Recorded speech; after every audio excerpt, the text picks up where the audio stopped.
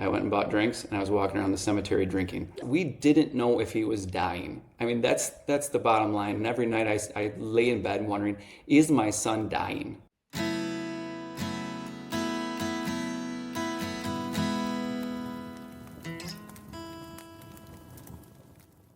Hey everybody, welcome back to Small Town Sober. We appreciate you joining us today. I want to real quickly say thank you to all the subscribers. That's something that we weren't banking on by any means, is having a following that was large. This was just something we wanted to do to give back in a situation that was otherwise somewhat dreadful. So we appreciate that. We've got, I think, just north of 800 followers, which shocks me beyond belief. And again, like I said, that's not necessarily the goal, but now it'd be kind of cool to go for 1,000. I don't know. But if you're watching this or you have someone that could benefit from seeing some of the realities of alcohol abuse, and I would say more of your casual alcohol abuse that we know that goes on in everyday America, but maybe isn't as obvious to others as opposed to those that are dealing with it in the household like we did. So please subscribe, please like, and we will continue to bring you content at least once a month following this journey. I want to point out too that we do have a Christmas tree in the background. This will be posted on the 1st of January. So happy New Year. Happy New Year to you. We were trying to figure out, should we get the Christmas tree out of the way? No, this is prior to Christmas that we're actually sitting down and recording. We will still have our tree up. We will still have our tree up. After Christmas too. So it wouldn't have made any difference if this was actually January 1st. That is fair. So anyway, that's where we're at. Happy New Year to you. For those that are doing dry January, good luck to you. Maybe consider going a little bit longer. I know when I try to do that, I just couldn't wait for that month to be over just to... Did you do it dry January? Tried. Was it like, but not on the weekend? It was a dry week of January, basically. But yeah, so I know that's a very common thing, and power to anybody who's willing to try that. Today, though, we want to get a little personal with you and kind of give you more of our backstory, because addiction, I always talk about soft white underbelly. It's a podcast or channel out there. This guy is in California on Skid Row, and he interviews all sorts of addicts. It could be sexual addicts, it could be, cocaine addicts, what have you, and all sorts of different mental issues these people have. And the one thing he says, I think his name's Mark Leota. Anyhow, look it up. He says very consistently that had I been raised in that situation or gone through that trauma, I might very well be in the same shoes as these people. So it's a very sad reality that we're individuals that can be damaged, and life can throw us curveballs that throw us into a funk. So that's what we want to talk about today, is dealing with life's heavy moments, heavy situations, and trying to stay away from the bottle as a coping mechanism, which is exactly what I did. So we're going to kind of cover that, and how actually one situation, which we'll cover pretty heavily today, is still ongoing with us. And when it hit, it just was tacked on to other things. So without further ado, I'm going to have you introduce that particular topic, and we'll kind of go from there. Well, one of the coping mechanisms for so many people is alcohol, especially when you already feel like you were, Jared, not enough. I'm not meeting people's expectations ever. I'm never enough. I'm always falling short. And this was something that had come up from childhood all the way to adulthood. And it became something that you would try to drink away. Couple that with challenges in life, and it's a really bad mixture. For us, we've had many challenging situations. I mean, one was we lost my dad, which I'm sure we'll talk about more, but specifically in our immediate family, our son, I think we've touched on this before, but he started having really bad pain, couldn't hold his head up straight, shooting pain down his arm. We took him to many different specialists. They couldn't figure out. They did a scan. It was like inconclusive. Maybe there's a bone bruise, but he had no injury. ended up taking him to the University of Michigan, and they diagnosed him with a bone tumor in his cervical spine. And at the time, they told us, we don't know if this is cancer or not, but he has a bone tumor in his spine. So of course that's really heavy news as parents. In a way, you're happy that you're getting somewhere, but it's really scary. Very scary news. And we were watching him deteriorate in front of us. It began, it was odd. I mean, he would go to school feeling okay. And then he'd have this pain in his neck, and like Joyce said, it'd start to go down his arm. And he'd start the day just like you see me here, and he'd end the day like this.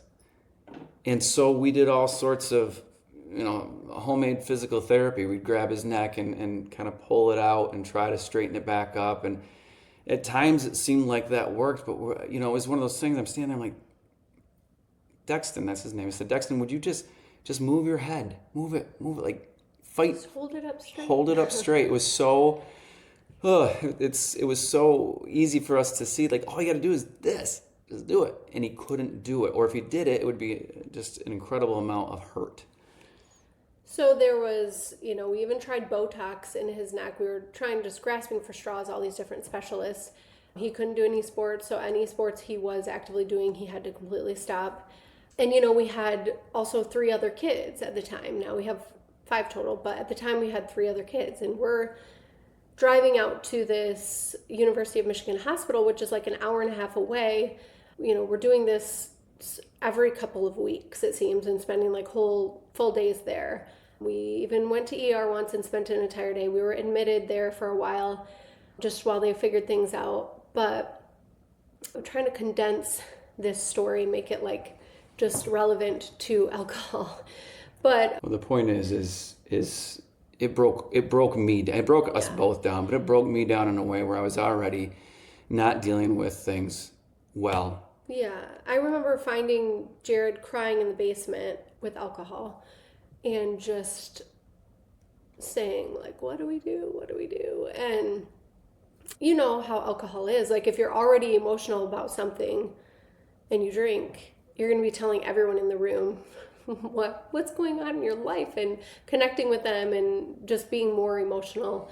And that can be a bad side effect of alcohol, especially if you're drinking alone and trying to cope with all the other feelings of unworthiness as well. And in the middle of all that, we got all sorts of wonderful comments from people in our circle that we weren't even handling that the right way. So we put out on Facebook. Are you saying wonderful as in sarcastic? I'm being extremely sarcastic. Yeah, there were people saying like, you shouldn't be, we're putting stuff on social media, trying to get any advice because we are just coming up empty. And the doctors have given us, like, this was before we had found out it was a bone tumor, but trying to figure out all these diagnoses. Maybe it's this, maybe it's that, maybe it's this, maybe it's that. And we're trying to figure out, do we take him to Minnesota, go to the Mayo Clinic? What do we do with this kid? How do we make him better? And so we're asking for prayers and for advice on social media. And then there were people close to Jared saying, you shouldn't be doing that. You shouldn't be.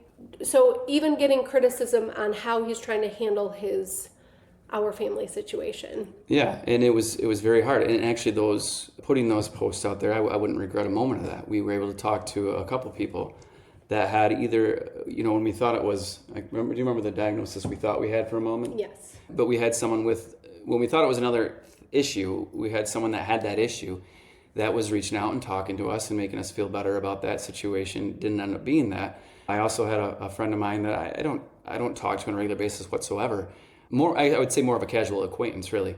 And he called me up because he saw the post on Facebook and started talking about Mayo Clinic and how that could be beneficial. So, yeah, it was extremely hurtful. And then even I'm going to say selfish comments of, well, we want to know first. Like, this is my child. We're not playing games with my child's health.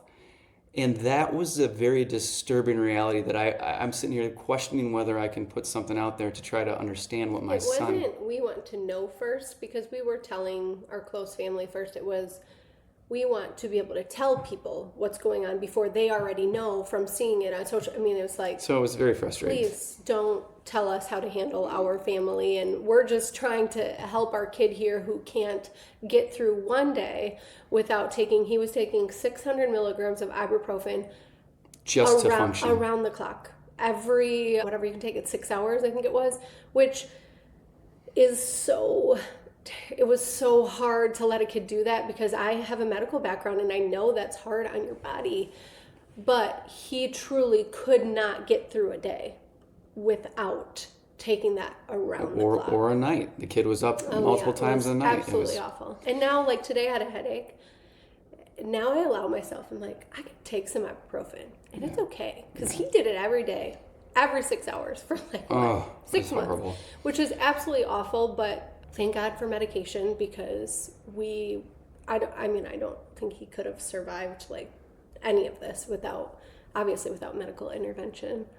And so we say all this because, especially if you're a parent, man, you know that you don't know how that would how you deal with that situation. You know that it would be crazy pain.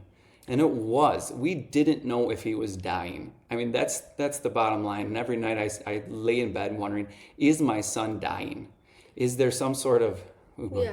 And you already feel helpless. And then when somebody is like criticizing how you're handling the situation, when you're just trying your best to use every avenue you can think of to help your child, it's like one more weight on your shoulders and one more thing that you want to try to drink away because that's what you did to cope with these feelings. Yeah. And so that continued. And I would, like Joyce said, there's already other stuff in the background going on that's causing that. But then you tack that on, and it made it so much worse. And I just, every day was, when can I grab for that bottle to give myself that moment of reprieve? And it was tough. But we ended up realizing it was a bony tumor on his spine.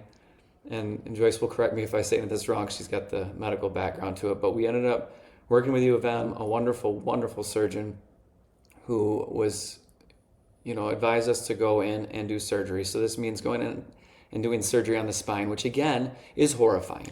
Well, we actually had two options as well. And even this was a big decision. One option was, I'm going to say this term, I don't know if everyone knows what it means, but curettage the tumor, which means like pop it out, scrape it out, but leave the tiny rim of bone surrounding and then fill that with like a putty, if you will, to like form synthetic bone in that spot.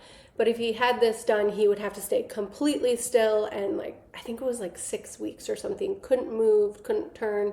And it's a little less reinforcement of, like it would be a little bit of a weak spot in his vertebrae. The other option was take out the entire vertebrae, which is very aggressive and will hopefully get all the tumor with like no chance of it coming back, and then place rods and screws spanning 3 vertebrae on both sides. So that's what we chose to do ultimately because we thought it would be a less risk of it coming back. We don't want to have to do this surgery again. He's a kid.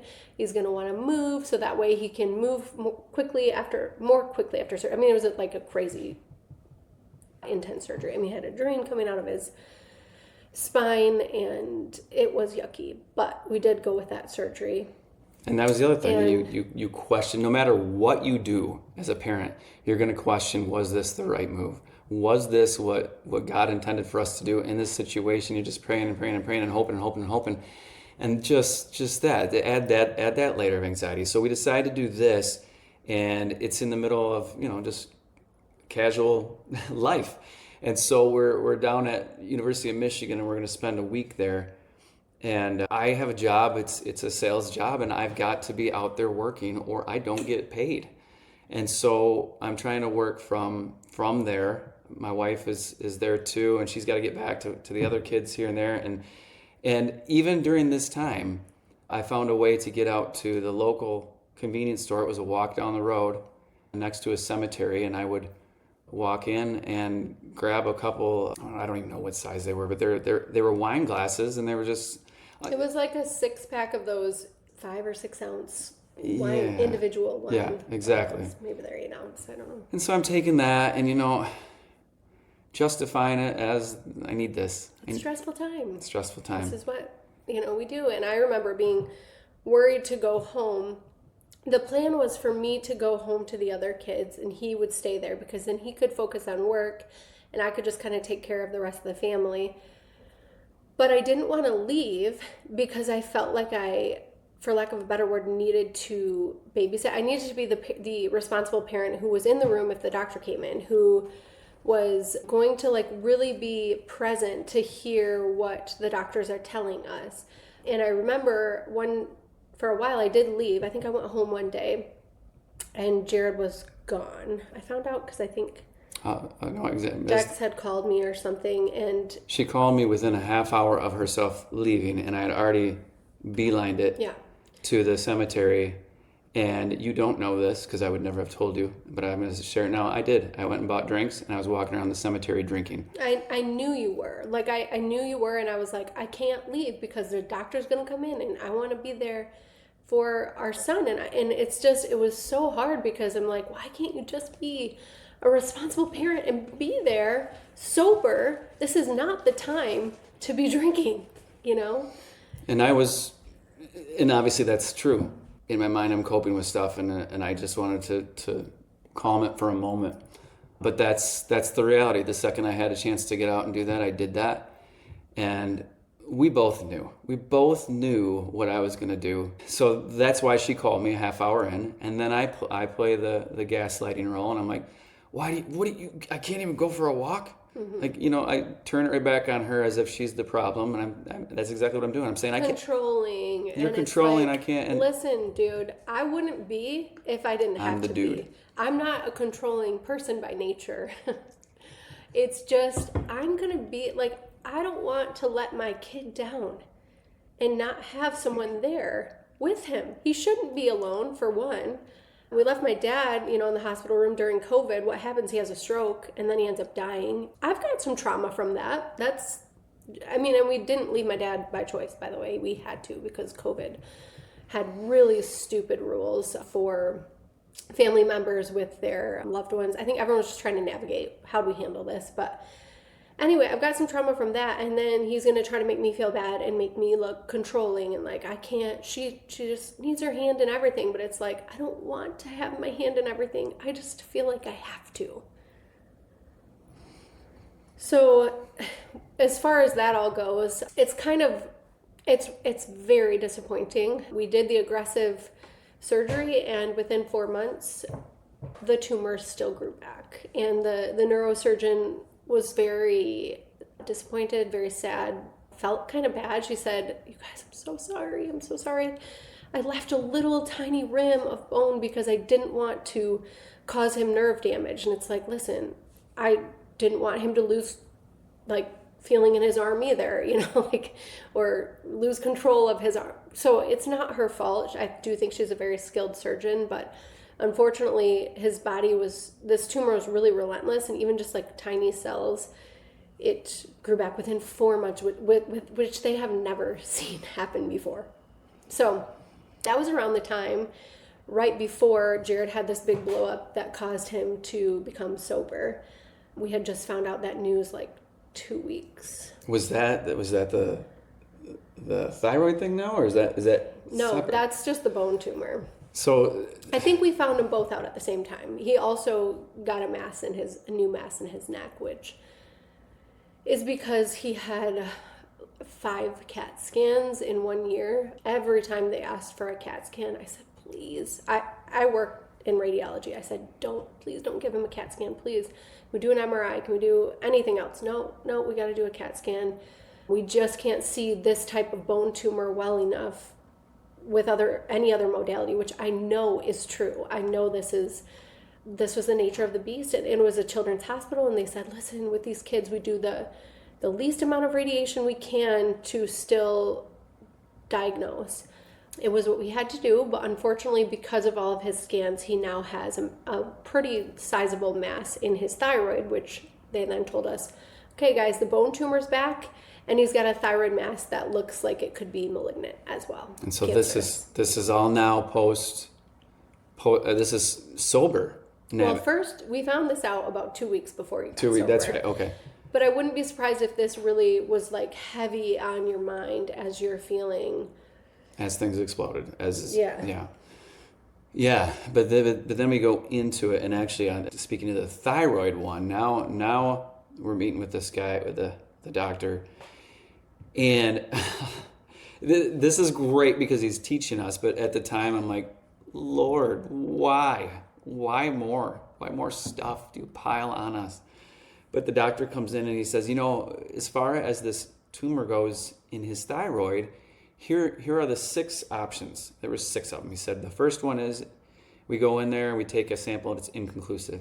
The second is it's not cancer. And then the remaining 4 are cancer, cancer, cancer, cancer, and different options within that. And again, it's like, holy smokes. And now I'm going back home with this new news and I'm trying to deal with this without the bottle, which was just my second friend in these situations normally. So it's like, holy smokes. And that's why I think, I don't know, being emotional about this is normal. But man, the floodgates open real wide, real quick when you're forced to deal with something as impending as that. And you can't even numb it. And I was so used to that. I think such a common problem for people with drinking or substance abuse problems is they don't have coping mechanisms other than that substance and emotional immaturity. I don't mean this offensively, but I think emotional immaturity is like very prevalent through these people who cope with alcohol. I would even go as far as to say it might not even start that way. Drinking begins and many times gets worse. It's like, okay, I could deal with it. You start dealing with stuff when you're young. You have to because you aren't drinking when you're 5. But then you start drinking more and you're like, okay, but it is easier if I just have a sip of this and then... Yeah, and it can start innocently. Even like the mom wine culture, on social media. Like, oh, it was a hard day. I'm pouring this giant glass of wine on a Tuesday. And it can be innocent, but it can also quickly turn if you really are just every time you have a hard day. Well, as a mom, that's like every day. As a business owner, that's every day. You've got someone complaining, you've got issues with employees, you've got some sort of stressor. If that's truly how you cope, it can turn dark really quickly. Yeah. And yeah, so we've had all the medical issues with our son who's now 15. We can't do a lot of the stuff the other kids do. You can do most things, but I think about it every time we go through the TSA at an airport. It's like, is he going to get dinged for having all this metal in his body? Yeah, back to the thyroid thing too. We did have that biopsy, and fortunately that did come back low risk. But I met with the doctor again just a couple weeks ago, and he said, your son has a very high likelihood of getting cancer from the amount of CAT scans that he had. But it will probably be, like 5 and 10 years from now that will really be high alert that it would be most likely to develop. Because your body doesn't just instantly have cancer just because you had CAT scans. It takes some time. That being said, in an adolescent thyroid, it's so sensitive. This tumor is likely from radiation, but thank God not cancerous right now. But he, you think about that and it's like, okay, so he'll be maybe graduating college, getting married, having, whatever his life path is. But when you're 25 and 30 years old, you don't usually have to be on high alert for cancer. And teaching him to work through these things with emotional maturity and depth other than distractions like social media or whatever a substance for a kid could be that's not like alcohol or drugs. Even just working through that mentally is such a powerful tool for him to gain at a young age that, I don't think you feel like you had. Yeah, I mean, he's taught me a ton. I mean, my 15-year-old son has taught me how to deal with things, and he's very go with the flow. He knows, maybe he doesn't know the complete depth of what they're speaking to, but he knows he's a cancer risk. And he just goes on with his life. He laughs. He has great friends. And I will say, I real quick do want to touch on this school that we go to. It's a private school, and they were so extremely supportive. And they even, for the day that he had the surgery, this stuff, this is what helped me so much. But they closed down this school in the sense that they would have people filtering through church and praying for him all day long on the day of his surgery, which I just thought it just makes me want to cry. How incredibly powerful that is to people who are going through stuff, that all they want to do is they want hugs from everyone. I mean, that's how I felt. And that felt like a big hug from the community, and I really appreciated that. And for our family too, because our kids, we were the lucky ones. We were at the hospital with him. We got to see how he was doing and be right there. But at home was our kids at school, just trying to get through the day, knowing their brother, the surgery was like over 6 hours that he was, spinal surgery, a neurosurgeon is just, it's like such an important job. You have to be so skilled to handle the spine, because if you make a mistake, someone can be paralyzed. So it was a high risk surgery. It was very nerve-wracking. And then our kids are there just at home trying to get by. In fact, we actually even had some stressors come from that, because more criticisms. Yeah, just criticisms about like, why are your kids taking melatonin? That's, they're taking these sleep aids and this isn't good for them. You can't be doing that. And it's like, no, listen, actually our kids haven't slept because they're extremely concerned about their brother. And even the ones that had sometimes butted heads were just, their heads were in their pillows. They were scared. Everyone's scared. No one knows what to do. We can hardly give them any real direction on this. And there was probably a period of like 6 months leading up to and post-surgery that the kids were taking melatonin if they were having trouble sleeping. I'm confident that that's okay. I wouldn't want anyone to get hooked on it, but it's quite, what's the word? It's not a dangerous. Well, it's a natural. It's not like addictive or anything. Yeah, and the bottom line is this is. But it's our choice. We're the parents, and then judgment. Jared brings that back to me. Like, well, should they be having this? It's like, can we do anything? Can we make any decision for ourselves without ridicule? The same moment when we found out that our daughter had put makeup on, and that was a problem too. It was like, holy smokes. Yeah, because we're away, and it's like. And then Jared comes to me. Well, she's putting makeup on. It's like, okay, cool. I don't think I usually go a day without wearing makeup. I just like makeup. She probably likes it too. She was doing it tastefully, but it's like Jared was just questioning everything and then bringing it back to me. And how could you not? How could you not? He's got this voice here and my voice here, and like, just can we just chill and just focus on what's important and be not questioning all these little decisions that really aren't like a big deal. And focusing on our family. This is what's in front of me. This is what we have to deal with. We've got, 4 kids at the time, and all I care about is the way we get through this situation with my oldest son. He was a very spunky kid. He plays music all the time. There's not a moment in this house very few moments in this house that aren't filled with music coming from the piano from my oldest son. And so we're during these times we don't have that, and we're in a major funk.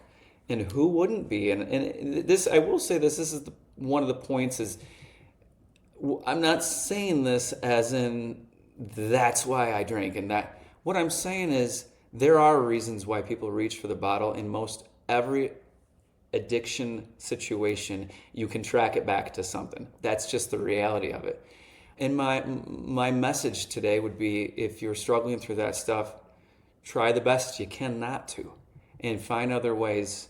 Counseling is huge. For you, it was like, why are you doing this? And then it was very quickly, I think within like maybe 2 sessions, Yeah. without you divulging any information, this counselor figured out why and what the problem was and where this was all coming from. And then even the things that we talked about, like some of the things that have been said about how we're raising our kids, she's looking at me going, Jared, they're kids.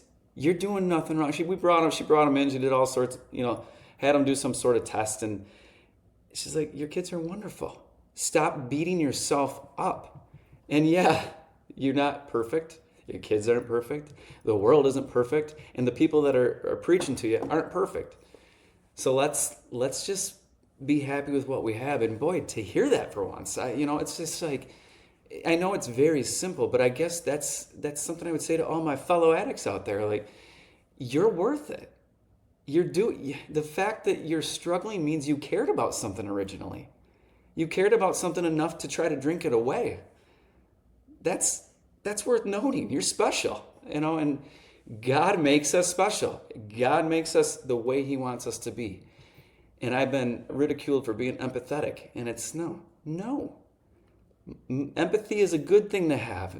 So many men feel like they can't show that side of themselves. I'm proud of that side. I think a lot of men probably drink to hide that and to, cope themselves rather than work through how they're actually feeling or talk with a counselor. I think lots of men probably would feel embarrassed to do that, like a failure. And it is such a good quality to have, to be a sensitive person. And when someone makes you feel weak for that or takes advantage of that about you or says like, oh, you shouldn't care that I said that, that's a red flag with your relationship with that person. And if you're consistently trying to drink away words from one specific person, giant red flag, probably should evaluate that relationship too. Yeah, just be careful. You owe it to yourself. The thing is we know our hearts intrinsically. We know what we meant to do when we gave our child melatonin. We know that when our daughter puts on makeup, it's a cute little girly thing. It's a rite of passage for young girls. And that doesn't mean it's right for your family. It doesn't mean whatever. And that's the thing you'll never get from us, is us telling you how you should do it. We're cautioning you on how to keep from coping with things. Comparisons. With substances. Just comparisons. If you are feeling constantly compared or like, well, this family doesn't do this. This other mom, she doesn't do this. And I don't do that to myself. I have a very healthy relationship with social media. I don't look at it and feel lesser than. I use it as a tool, but it can get that way in real life where you're hearing these ridicules and these comparisons, and it's really ugly of those people to do that. But we, thank God, have been enlightened with the help of our counselor that that's not what God wants for your life. God doesn't want you to compare and feel lesser than, and He wants you to find what's special in your unique family and make good decisions for your family and not have that voice in your head telling you, no, why'd you do that? That's a stupid decision. And if you hear that enough as you're developing, that is your inner voice. And that's really sad. And that's where a lot of substance abuse comes from. And trying to get back to that core self, trying to realize who you are. It's a process. So, it's hard work. Counseling to many people feels, there's a lot of feelings on getting counseling for yourself. A lot of negativity in that arena. And I probably was part of that too, to be honest, initially. And now I'd say, gosh, do it. I think I've said it before, but anyone, regardless of how deep your issues lie, we're all people. We've all been through stuff. There's always a level of something that can be talked through with a counselor or a therapist. And it's a beautiful thing especially if you get a good one like we happen to have had. And if someone is willing, who you're struggling with, someone, that voice in your life that's being difficult or making you feel lesser than, if somebody else is willing, if you're struggling in relationships, to go to counseling with you, that's amazing. They're probably struggling too. They're probably coming from a place of hurt too. Embrace that if you can, and even if it costs money, it is so worth it. It is. Yeah, scrounge up the dollars to find a way to do that. And so yeah, those are the. I mean, I talked about it before, but we had a lot of heavy things, and I doubt that we're out of the woods with the heavy stuff. But when we lost Joyce's dad back in 2020 as well, that was very hard for me, and actually I got criticism then. I had anxiety meds that I was taking, and not even close to religiously, here and there as needed. And I was told, well, I said, we just lost my father-in-law. It's really tough. And I said, you don't need that. You don't need it. And I wish I wouldn't have listened to that voice, because truly, What it caused you to do is drink. Then you drink it What away. it caused me to do was drink it away, because that seemed to be the most socially acceptable role. Like, don't take this medication that a doctor is overseeing and has prescribed to you as a safer option for you when you can't function well without. No, you can't do that. You get through it. You'll get through it by yourself. You be strong. Well, what do? You just drink. I drink because that was acceptable. And that was something that's a little easier easy to hide, because you can do it in socially acceptable circles. Because that person, drinking's fine. Drinking's fine, yeah. It was everything that was told to you by this voice, this this person decided that was fine, so it had to be what you accepted as fine. When really, drinking is not, it's too widely accepted as safe. I've talked about it before. There's a podcast. It's called Liver Disease. It's LD is what he goes by. He was just talking yesterday, and I listen to it every single day now. And he was saying that he doesn't feel like his videos are getting out there anymore, and he's actually thinking it might be in some way. And I don't know. He also said he doesn't want to be conspiracy theorist about it, but drinking's so bad that and people are starting to see it, and it's starting to drive alcohol sales much lower, that he feels there's almost this background of the alcohol industry trying to shut down videos like that getting out. Who knows if it's true? The point is, it's a legitimate concern, because the universe wants to tell us it's okay. And again, from our standpoint, we don't care if you drink or not. You're still our buddies. And there's times when it sounds good. The point is, if you really want to get down to the science of it, no, it's not good for you. 1 isn't good for you, 2 isn't good for you, and many isn't good for you.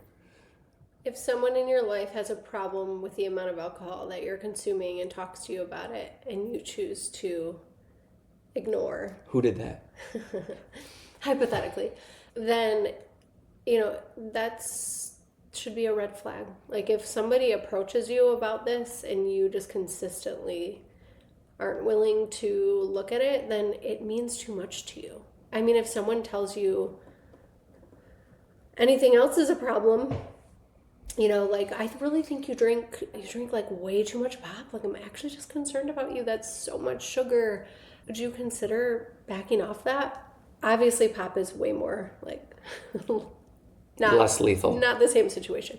But of course you would, if you're a, sane, loving person who cares, you would probably say, okay, yeah, like, I understand you're coming from a place of love, and I will, look at that relationship. Thank you. And that's why I wanted to start this channel too, because it's not so much that we're the laying in the gutter drunks that you see in the movies, with the bag around the bottle and they can hardly talk. It's more so the everyday individual that's kind of hiding behind closed doors. I guarantee there's someone out there listening to this as we speak that is thinking to themselves, I know I have a problem. I don't think it's bad enough. But if you're saying that, it probably is. And I'm not judging you, I promise you that, because I think I had that conversation in my head a million times.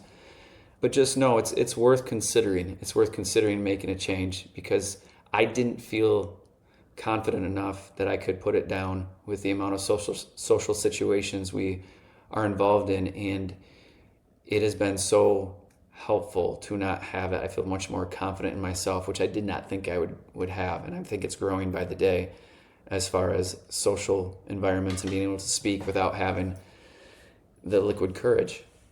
Yeah, I think it's only gotten better. At first, there's an adjustment period where you feel like you're missing that thing to take the edge off.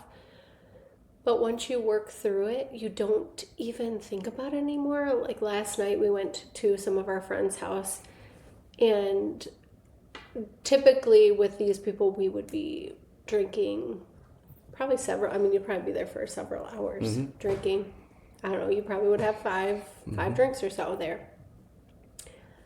We didn't have any, and actually they didn't either, which they would have been more than I wouldn't have even cared at all. I mean, this is like we're in situations like this all the time where other people are drinking and we're not, and it's not even we can hardly even notice it anymore. We don't really pay attention to that.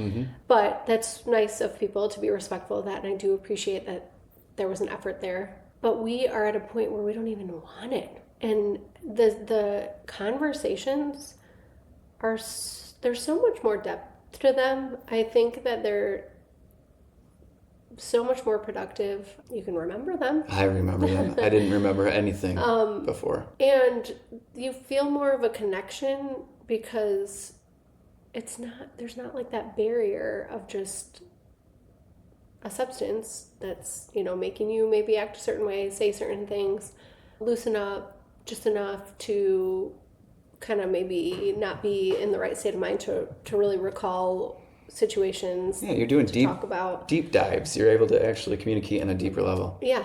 So we do not, I mean, of course, there's times when you are like, oh, that'd be fun. As a mom, of course, I miss, oh, tonight I get to go out and let loose, and I don't do this often, so even though I didn't drink much, stopping drinking is still a sacrifice, because that was fun to go to a concert and drink with my friends that night and just let loose, and no one knows I have kids here. Like, they don't know how much of a mom I am. And we're talking about going on this tropical vacation with a group of friends, and they didn't send it to you. They sent it to me today. A picture of this really cool like bar on I don't even know what it is.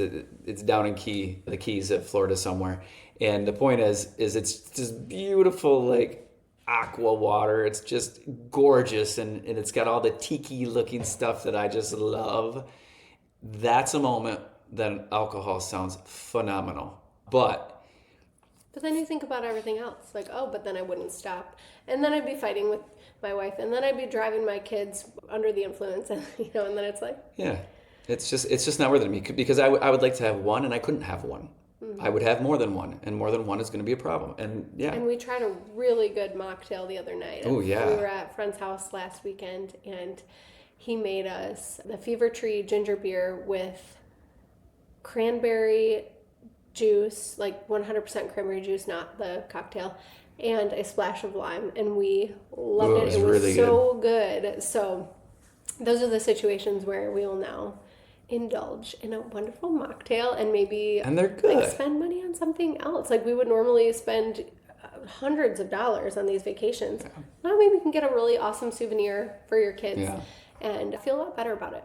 Yeah, and the holidays too. I mean, right now it's January 1st when you're seeing this, but going into the Christmas parties and everything, even with the mocktails, it's just something. And like the Fever Tree ginger beer kind of has a little bit of I'm going to say burn. I don't know what the proper word is, but it gives you something that feels a little bit like that feeling of having a beer or a glass of, champagne or something, which does it for me. It does it for me now. I don't think it would have early on, but it does now, and I really enjoy it. It's really good. It's actually healthy for you in some regard.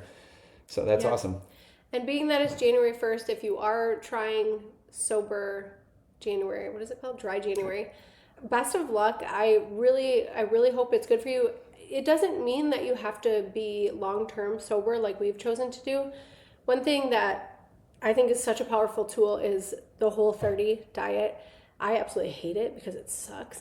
But you cut out basically all processed foods, even down to like dairy and a grain, like gluten.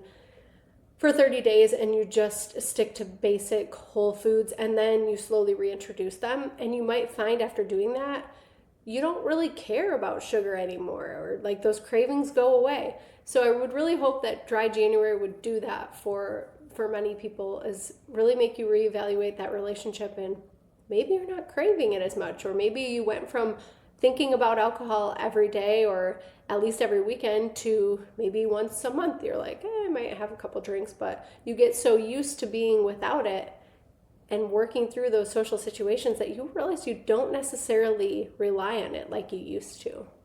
Absolutely. That's what happened with me when I gave up alcohol for Lent, and we had several work events and things that we were doing, and I just continued to get drunk. Fine, you know. The timing. just the reality. Yeah. But okay, so that's basically it for today. We just want to truly, if you're going through big life events, whichever one of us has, try not to let it take a hold of you and drag you down into the depths of addiction in any form. I would say surround yourself with friends. We've got such a great group of friends that we love to dote on and about. Positive influences, people that bring you up, not tear you down and make you feel worthless. I got a text yesterday from my buddy. I'm gonna call you Stifler. You know who you are, and just when you're in a moment, remember the friends you have, because so many of them, if they knew you were feeling the way you were feeling, would be there for you in a second, just like he was. He just sent me a text to tell me he was thinking of me, and it lifted me right up. And I think of some mothers that I've been able to chat with, and just in certain groups, and it's just been very uplifting. And there's people out there that want to help you. This group that watches these videos, the subscribers, have been vocal and kind, and I thank you very much. You really don't know how much that has helped me want to continue this journey.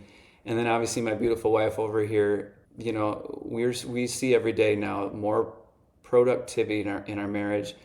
Our children feel more loved than they ever have. I have no doubt about that. And we got this beautiful baby boy that's the light of our eyes right now, and life is good.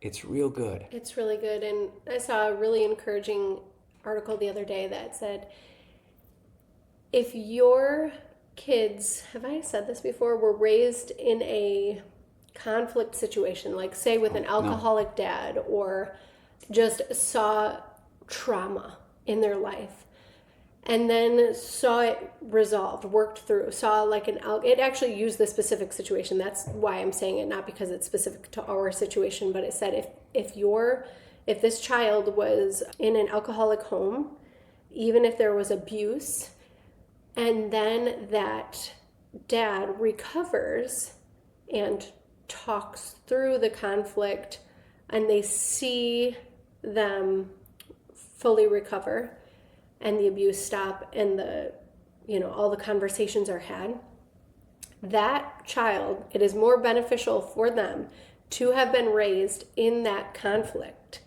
than to have gone through their, perfect little life, if you will.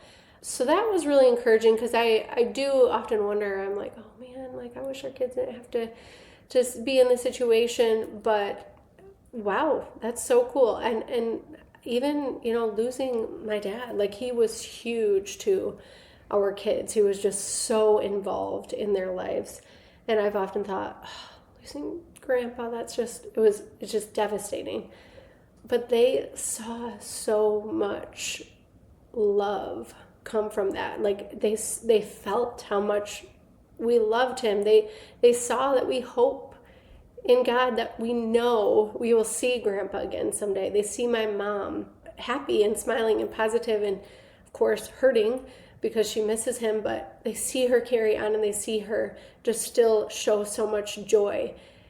And I'm like, it's okay, it's for the greater good. It will be for the greater good. And I think even this situation is for the greater good. So if you do have a situation in your life, something that you feel like your kid has been exposed to, that you worry about, maybe that will bring you some hope like it did for us. Yes, let go of some of the guilt, knowing that if they see you work through that, they've got more tools in their bag to work through it themselves. So thank you very much for joining us. Happy New Year. Happy New Year. We appreciate you guys. Take care.